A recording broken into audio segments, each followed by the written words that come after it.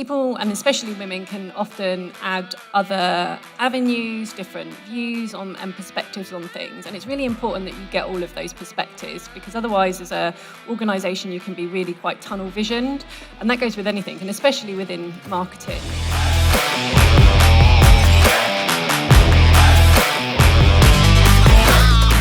And before I go there, please raise the hands who know what FOMO means.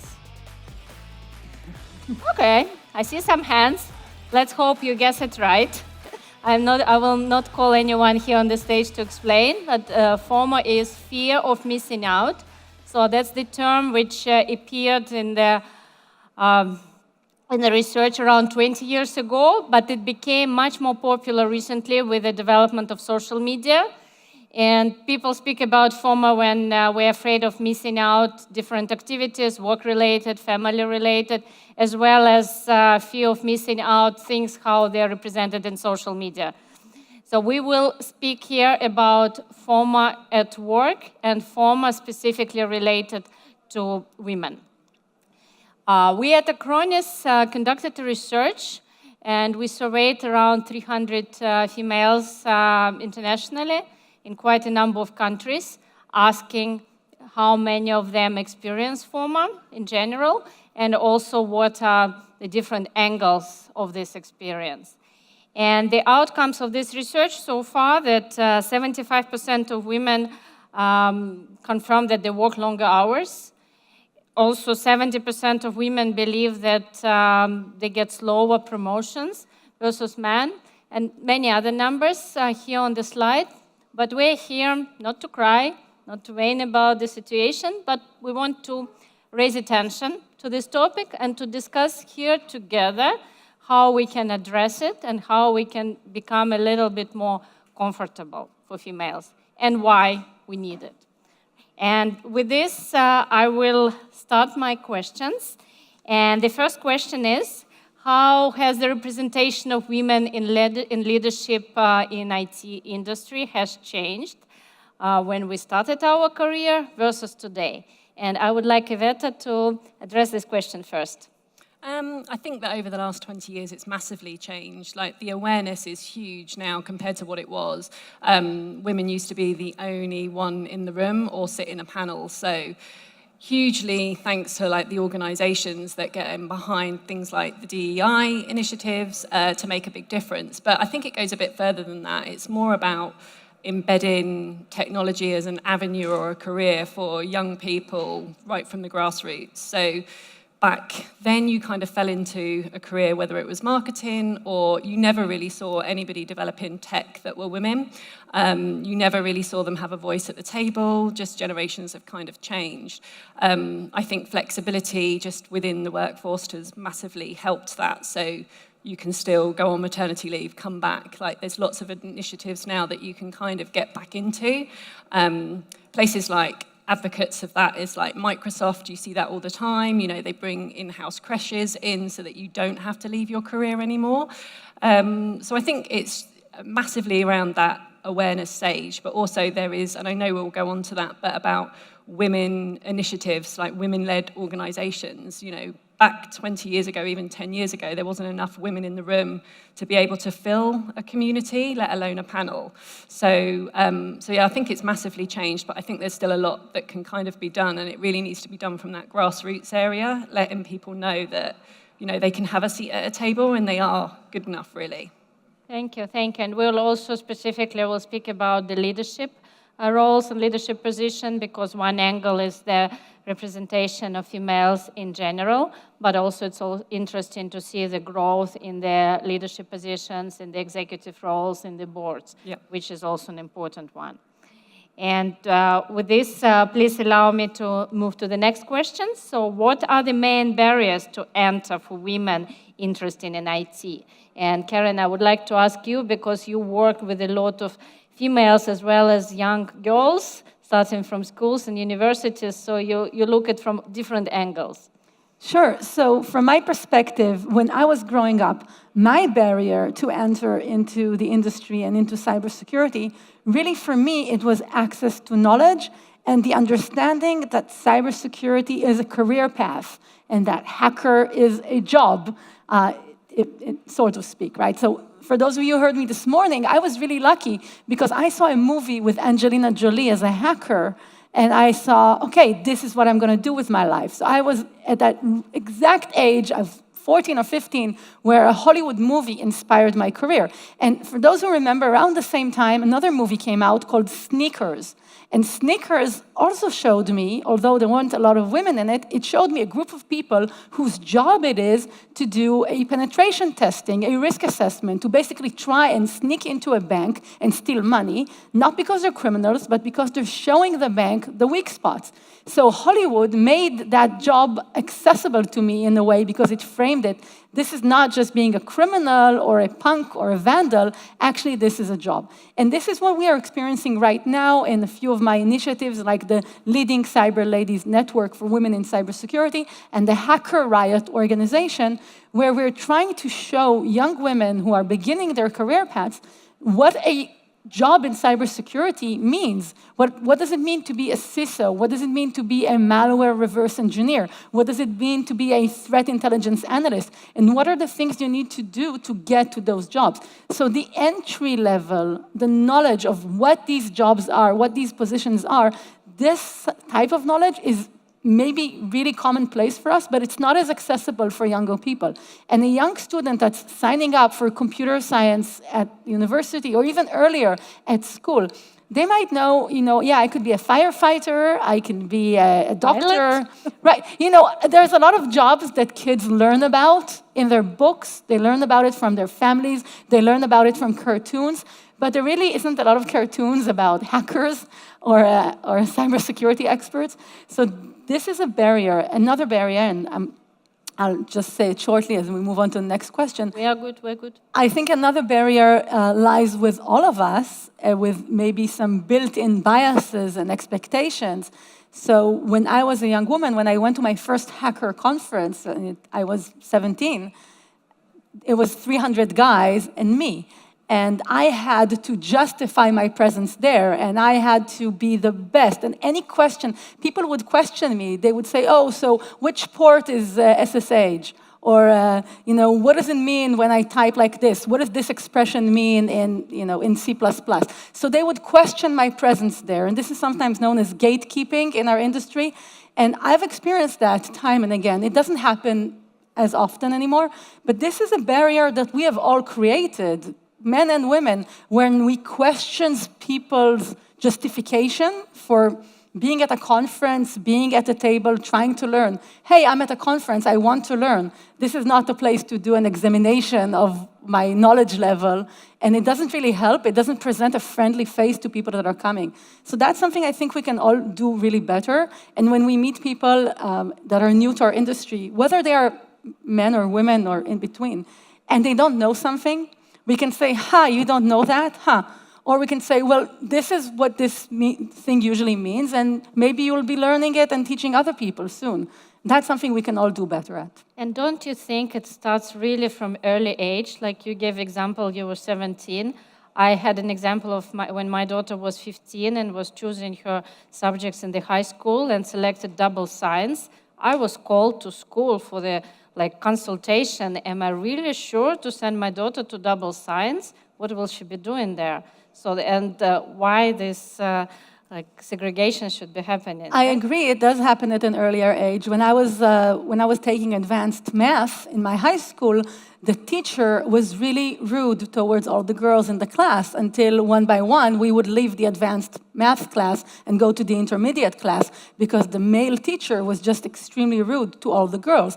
Now, this is a sort of activity that we can all see it when it's happening. If we are parents, if we are experiencing this sort of thing in the workplace, everybody can make a difference when something like this happens. It requires us to step up and call it out. With that particular teacher, I walked into the principal's room one day and I complained about him. And 5 minutes later, that teacher walked into class storming and says, "Who's the idiot who went to speak to the principal?" And I stood up and I said, "Me. Do you have a problem with it?" And I was willing to take that because maybe I was a punk and rebellious. But it takes that sort of thing, speaking up to cases where people are treated with disrespect. Otherwise, it doesn't change, right? And yeah, it can happen at young ages, it can happen in schools, it can happen in workplaces, universities. It's really always a good idea to treat people with kindness and to try and call it out when we see people treating women or men disrespectfully. And I think ours here is a great example of this environment. I'm very happy to see here both women as well as men. So this session is not just a kind of gathering of women together. So this is the example of inclusiveness and kindness and us working together, partying together, being together as and one MSP family. Global has been such a friendly environment. I can definitely see how everybody that comes here feels welcome, right? Because we shouldn't segregate our content or our conferences or whatever it is only to a specific, type of Groups. person. Yeah, exactly. Thank you. Thank you very much. And with this, I will move to the next question. So what role do colleagues and maybe even management play in opening career opportunities and reducing FOMO for women? So Philip, can you cover this part, please? I think the most important stuff is awareness. And awareness means, so if you have a colleague, and we're talking about fear of missing out, who is working part-time, doesn't matter if it's man or woman, you should be always aware that this has at least two consequences. First, in terms of awareness, prepare your meetings accordingly, right? So try to understand what does it mean part-time for your team or for your colleagues so that you can schedule it, that as much as possible participation is possible. So this is one thing. The other thing is the wording. So be aware that even you are not part-time working, and so you don't feel these kind of fear of missing out, but others do. And they feel sort of totally unrealistic, but humans are like humans are, sort of guilty. And you can even foster this on a wrong way by saying the wrong words. For example, my wife was working part-time in a clinic, and it was... And Philip's wife is a doctor. And Thursday, Friday, and when she always went home, the other colleague said, oh, have a nice holiday or weekend. And she said, hey, I don't have a weekend. I go home and I have twin girls at home. My husband is away. And so be aware that what you are saying, right? And it was meant nicely. It was not a threat to say, oh, so you have now a weekend, we have still only Wednesday. No, it's really to be aware that fear of missing out has some severe consequences for the day-to-day interaction with your colleagues. Thank you, thank you. And it's also, I believe, not only about part-time jobs, but it's also about kind of perception. Yeah, some people start to feel guilt that they cannot be at the same time at the conference, at the party, and then having small children at home or elderly parents to take care of. There are different conditions we all have in life, men and women, doesn't matter. And it's important to relate to it and to remember from time to time. Yes, the speed in IT industry, in Acronis in particular, is extremely, extremely fast. But at the same time, there is always a small space there to breathe and take into account how you can balance it, how can you jungle it, and how you can help your younger colleagues to balance it a little bit better. Not perfect, never perfect, but a little bit better. Thank you. So I'll move to the next question. So what advice would you have for women looking to grow their career in IT? So we covered it a little bit, but I would like to continue going deeper. So Karen, can you start here? Sure. Because you're, again, working with a lot of young girls who wish to grow their career. Thank you, Alona. So for context, the Leading Cyber Ladies Network that I mentioned, it's a group we started a decade ago. Just like you said, Yvette, a decade ago, there weren't a lot of women participating in cybersecurity conferences or sharing their research, but I knew that they were there. And together with other ladies, we started this community to create a networking meetup for ladies in the industry. And over time, we discovered we really need to reach out to younger ladies, aspiring ladies, because now that we have established ourselves, we've got our career, now it's time to help other ladies that are coming in. So my piece of advice, first of all, if you are already in the industry, and if you're at this conference, I imagine that you are, you can reach out to your local community. There are events not just leading cyber ladies, there are initiatives around the world that are bringing women in technology together to learn from one another. Building networks and putting yourself out there is not a nice to have. When we did our first meetup, I had to call each and every participant to convince her to come. And so many women would say, no, I have to do my job. I have to be the best at my job, and I have to be at home with my family, and I can't really, spend time on a networking event. And what we explained is that what I think for a lot of men is kind of natural understanding, networking is part of the job. Learning about new technologies, presenting at conferences, learning from colleagues, this is part of the job. It's not a nice to have. So this is my recommendation. I guess because ladies are here, they kind of know it already. So the next practical advice I'd like to give is pursuing professional certifications. I got my CISSP, which is a Certified Information Security Systems Professional diploma, I suppose. I got that 17 years ago. And as a woman, I've also felt that it was really equalizing. Because if I was sitting at a table and I was the only woman at the table, and people would maybe question my presence there, I'd remind them that I'm also the only certified professional in the room. So perhaps it's their presence that needs to be questioned and not mine, right? It's kind of like a power move in a way. I hope we don't need those power moves in the future, but I do feel like professional certifications help really equalize and kind of say, this is my know-how, I've been tested, I've gotten this diploma, I am part of this industry in a very clear way. And there's fantastic certificates that are out there, even for free. So Google has a great cloud security expert program that you can sign up for. Microsoft has certification programs. I'm sure Acronis has a lot of knowledge about that as well. Acronis Academy. Acronis Academy, right. So there's a lot of tools to kind of build your career that way and increase the credentials that you have that's going to support your career. Thank you, thank you. Karen, Yvette, I would like to ask you about the activities you're running at ConnectWise now and also in your previous companies to help grow the career of women. Yeah, I think first and foremost, before getting involved in any initiatives through either ConnectWise or anybody's company, is networking. Networking is key. Like people, and especially women, can often add other avenues, different views on and perspectives on things. And it's really important that you get all of those perspectives, because otherwise as an organization you can be really quite tunnel visioned. And that goes with anything, and especially within marketing as well.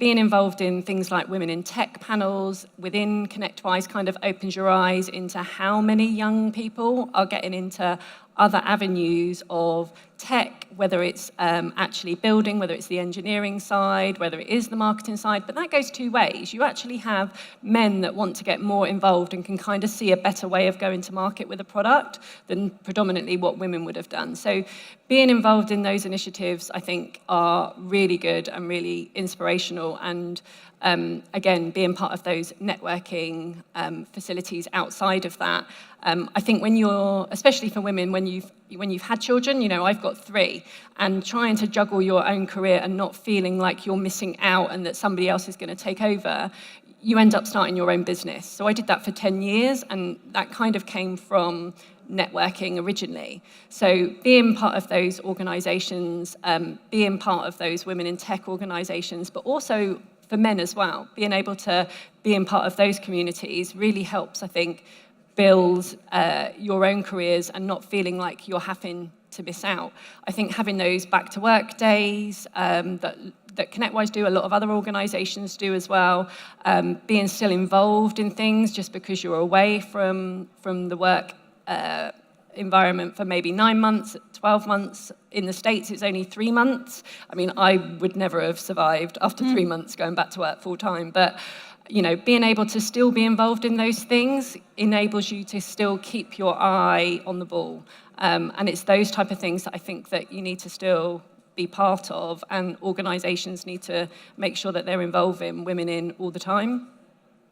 Thank you. And actually, this is a great bridge to the question what organizations can do and what are the important steps us as companies can implement in order to open more career opportunities for women in IT. So, Philip, we work together on Acronis activities, and you're also involved in other companies as well as being part of the government for some for quite some time. So can you share with us what activities can organizations do? Yeah, the most important stuff in terms of leadership is always leading people, be it politics or in business. And this means way more than only human resources, right? It's not only hiring and firing people, it's really to take care and to develop your own team. And that means that you're aware, again, of the topic of FOMO, and that you have to support them. And exactly what you mentioned, it's a question of networks. And we all know that they are sort of, particularly in the IT industry, sort of, we call it brotherhood, but I wonder if there's a sort of sisterhood as well. I would say not yet that much developed. Karen is working on this, I understand, but you should do even more. And you cannot mention it, Ayana, but I can it, because Ayana started a special project at Acronis to create, not only to have mentees and to support them and to push them in some roles, but really to train them to create a network, to talk with each other. And it's not only that it's a women's network, right? It's a network among all the peers inside the company, which is supported and fostered by the leadership. And I think this is quite helpful. And part of good leadership of any company is to have this always in mind and to push this forward, particularly in the IT industry. As you mentioned, so we have also twin girls. Now they're older. One is starting to look into computer science, but it started that she's the only girl in the computer science class, right? So, and this is not encouraging. So, and from the perspective that if you have only a few women in such kind of teams, you should try to bring them together and to help them to create a network and to reach out and not to make a closed shop because the others have also closed shop, because then you have a very smaller closed shop that won't run. So you should really have an active eye on this, activities on this, and make sure that this is not an idea for someone in the leadership, but it's you as a boss in your MSP, in your company, that's your first and foremost role also to lead your people, which means to fight also for more women in IT. And I believe it's possible on all levels. I used to work at Microsoft for many years. Yes, it's a big company with a lot of resources. I work now with Acronis, which is a mid-sized company with smaller resources. We work a lot with MSPs, which is our own partners, and I see a lot of also efforts to bring women on different levels, from management to the technician side. So it doesn't need to be huge programs doing 100 things at the same time. It can be one effort, two efforts, but small efforts make a bigger difference years after years.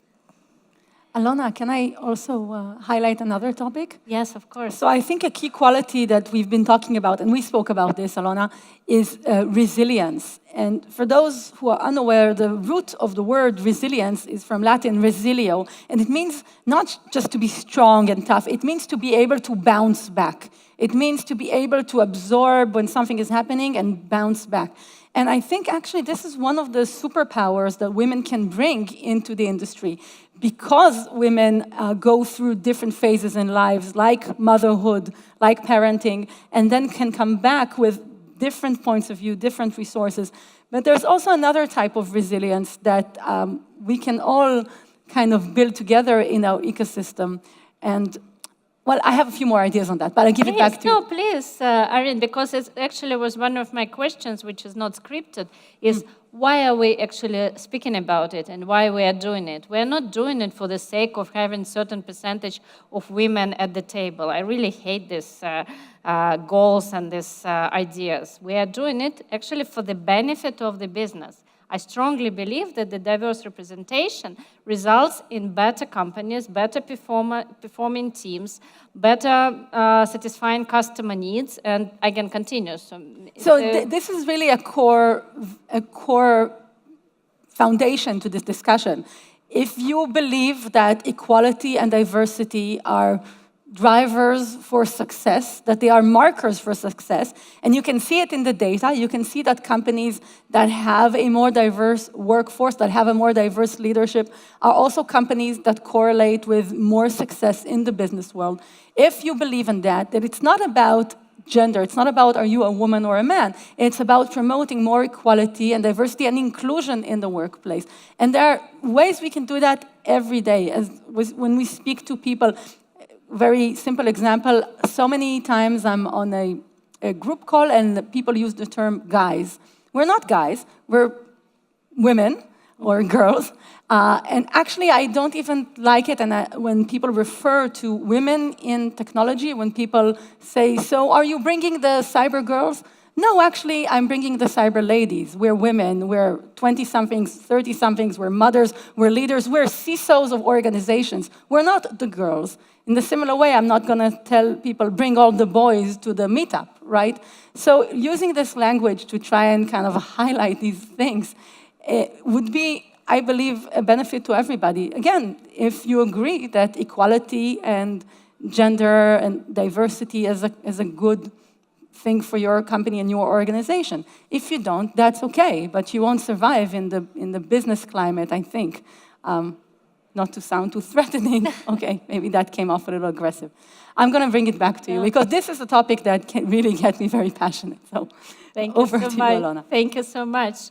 And these are some of the highlights of our fear of missing out research, that many women do recognize the importance of additional activities which the companies can and should implement in order to boost the development, as well as boost a more productive and comfortable climate within the companies.